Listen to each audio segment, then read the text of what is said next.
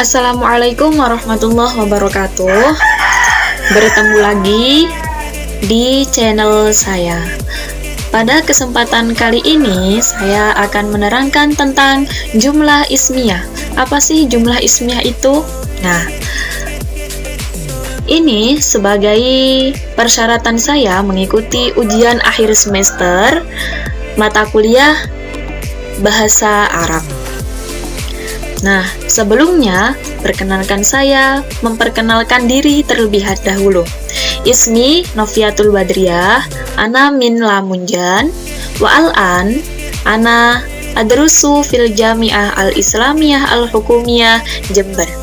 Fil fasli ilmu Al-Quran wa tafsir ats-tsalits. Oke.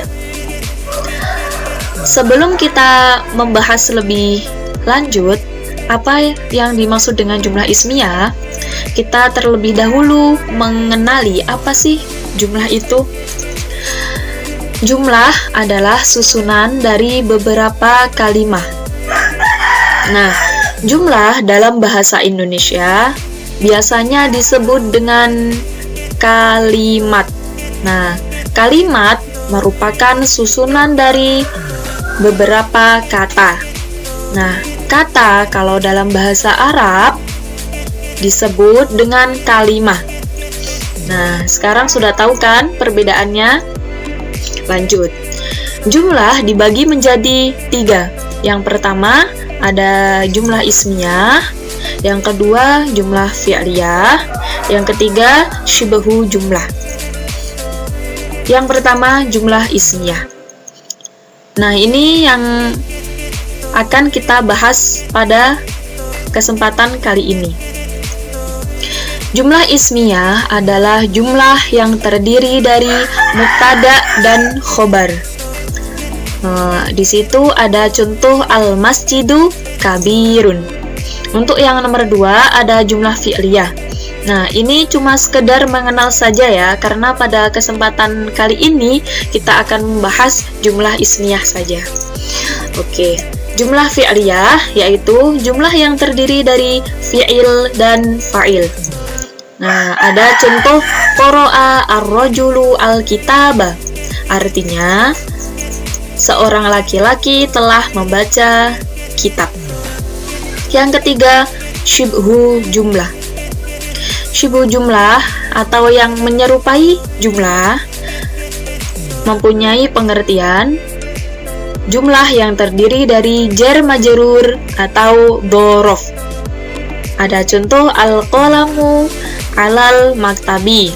Contoh lain, ar-rajulu amamal fasli. Nah, dan seterusnya.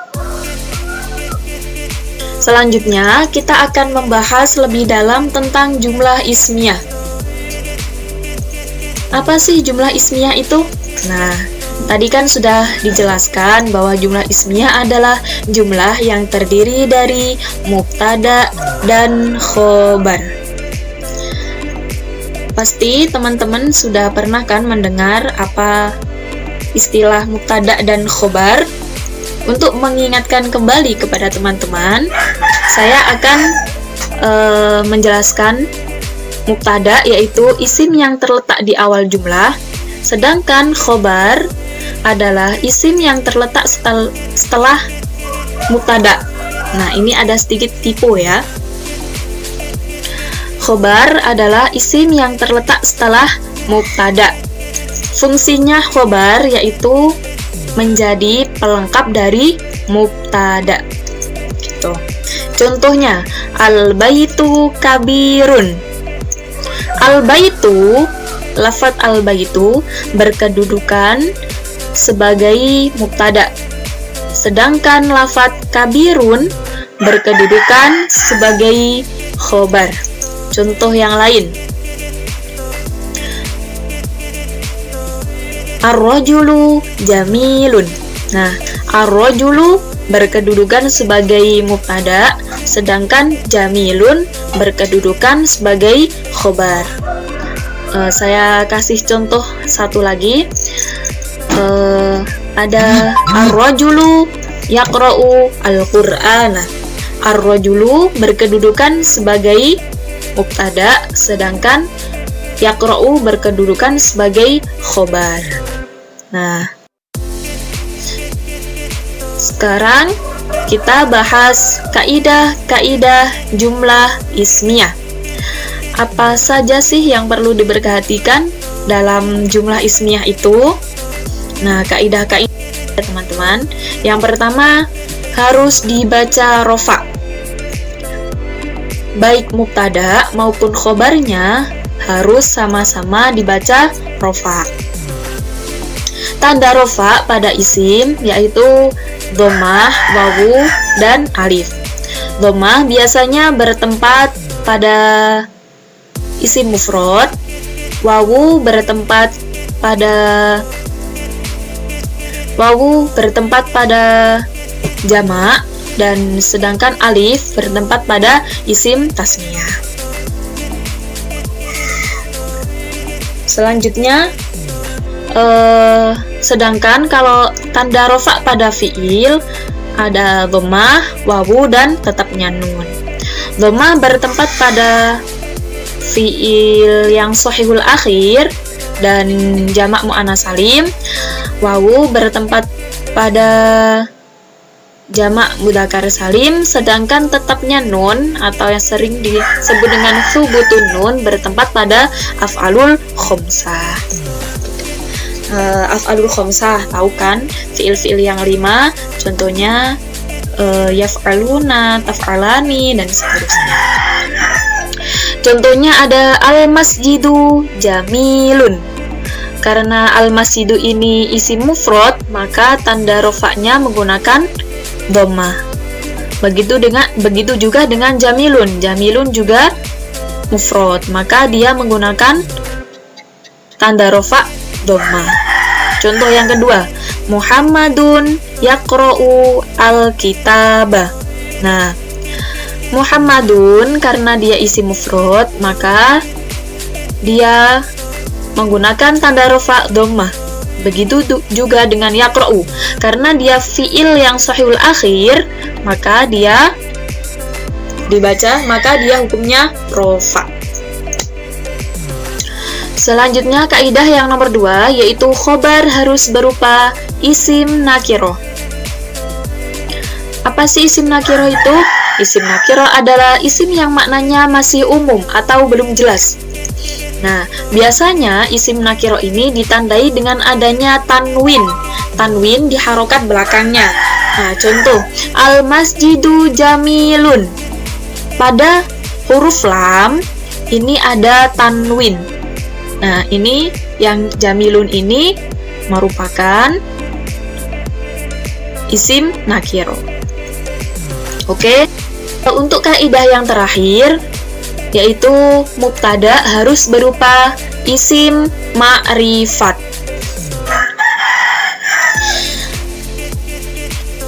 Isim ma'rifat itu apa sih? Nah, isim ma'rifat adalah isim yang maknanya sudah jelas.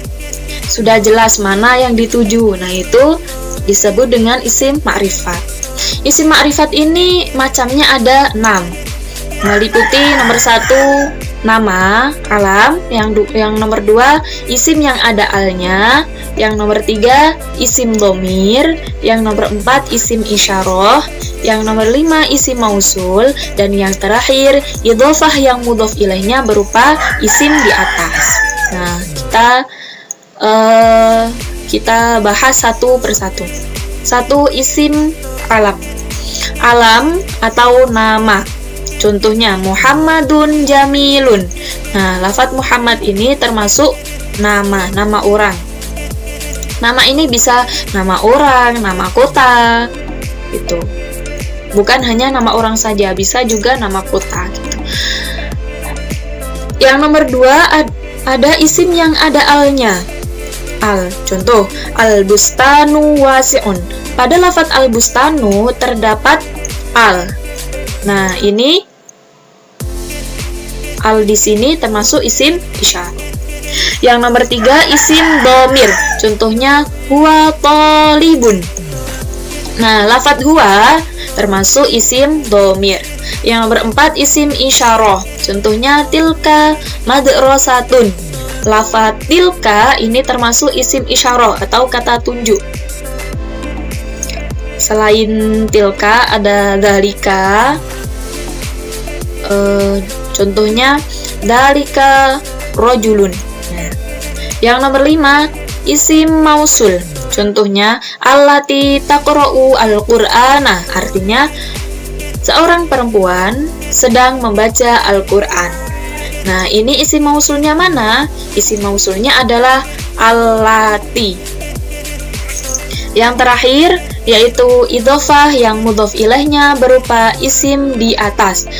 Contohnya ya, babul masjidi kabirun. Nah, lafaz babul masjidi ini merupakan susunan idhofah, yang mana mudhof ilaihnya yaitu berupa al-masjidu, mudhof ilaihnya berupa isim yang ada alnya. Nah, sekarang sudah tahu kan teman-teman apa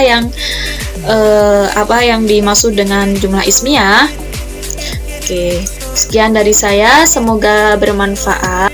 Syukrolakum ala ihtimamikum. Akhiru kalam. Wallahul muwafiq ila aqwamit thoriq. Wassalamualaikum warahmatullahi wabarakatuh.